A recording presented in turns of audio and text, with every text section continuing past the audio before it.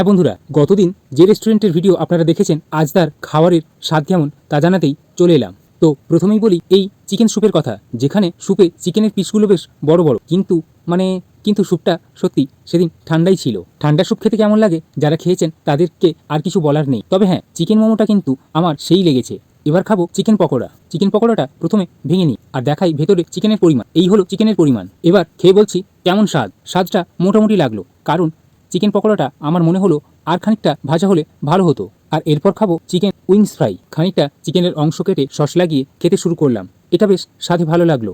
এরপর খাবো fish fry. প্রথমেই ফিশ ফ্রাইটি ভেঙে নেব আর এরপর খানিকটা টুকরো মুখে দিয়ে দেখব। এবার খানিকটা সস লাগিয়ে খাবো। আজ এই থালিতে থাকা কোন খাবারটি আপনার বেশি পছন্দের তা কমেন্টে জানাতে ভুলবেন না কিন্তু। স্যালাড ছাড়া ফিশ ফ্রাই ভালো লাগে না, তাই এবার খানিকটা স্যালাড খেলাম। আর হ্যাঁ, আপনি যদি নন্দীগ্রামের এই মা তারা ও অঙ্কুশ রেস্টুরেন্ট ভিজিট করে থাকেন তাহলে আপনার অভিজ্ঞতা জানাতে ভুলবেন না কিন্তু। আর এরপর খাবো চাউমিন। যে কোনো তেলে ভাজাভুজি যদি ঠান্ডা হয় তবে তার স্বাদ কেমন হয় আপনাদেরকে আর নতুন করে জানানোর কিছু নেই। তবে চাউমিনটি সদ্য গরম গরম তৈরি হচ্ছিল, তাই স্বাদে দারুণ লাগলো। এত কিছুর পর কোল্ড ড্রিঙ্ক আবশ্যক। এখন সবাইকে টাটা।